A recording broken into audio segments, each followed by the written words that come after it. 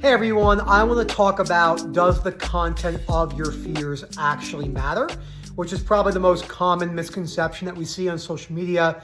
And it's really important to break this down. It's understandable why people say this stuff when they've never experienced OCD, but the content of your thoughts definitely matter, especially if you're having the same repetitive thoughts. They're really giving you a blueprint, as Paul Whittle has said in his videos. If you're having an intrusive thought over and over again for 3 years on cheating on your partner, it more than likely shows me that you have rigid beliefs on cheating.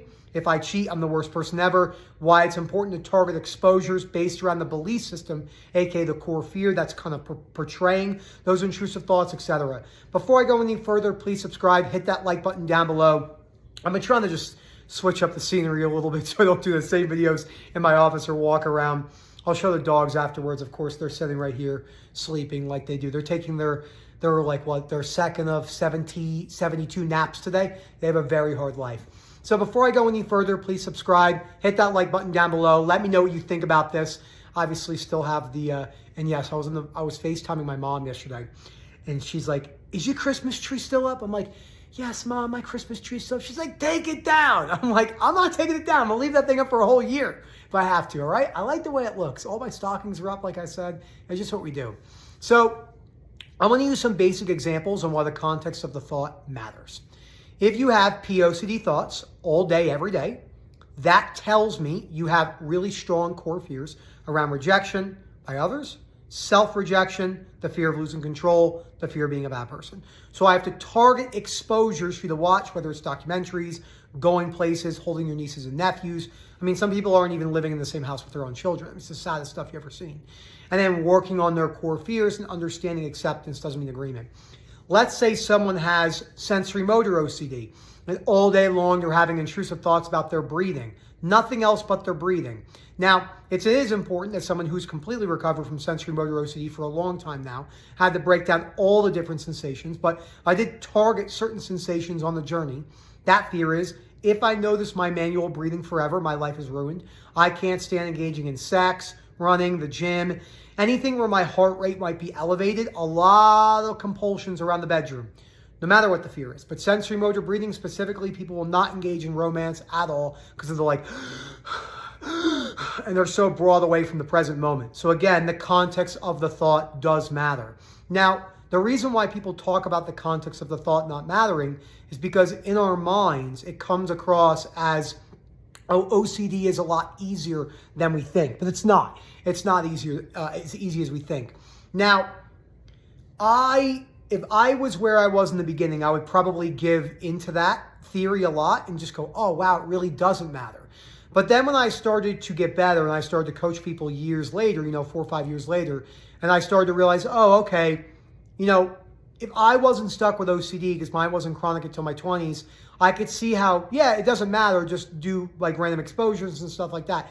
So it makes sense on why people say this, but again, it's certainly not true whatsoever. And I think Paul Whittle did say that the best. If you're having a repeatable, and it's not just thoughts, that's the other thing that the context of the thought doesn't matter.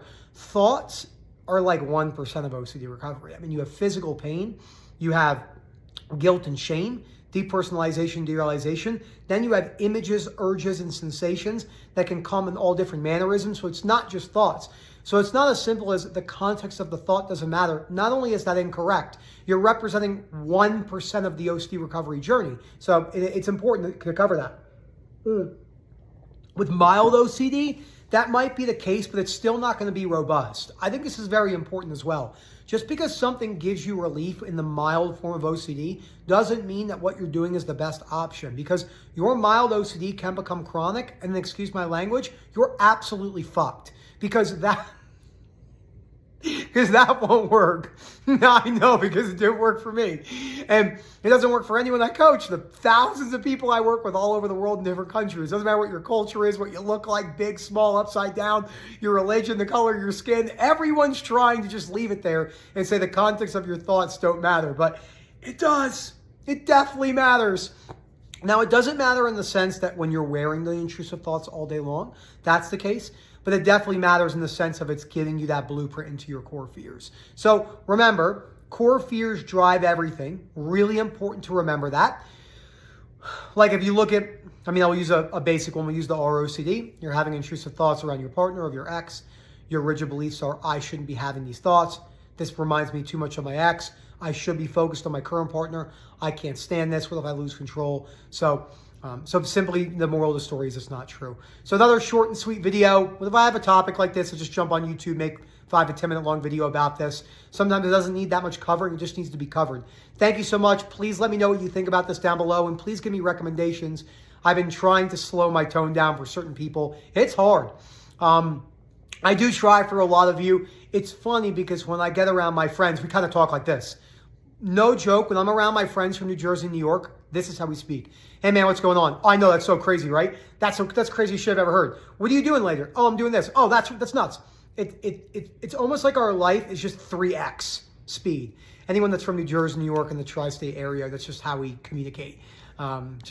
It's a cultural thing, right? Every culture has something unique. Thank you again. Look for the What's Up link down below. Webinars 8:30 p.m. Tuesdays.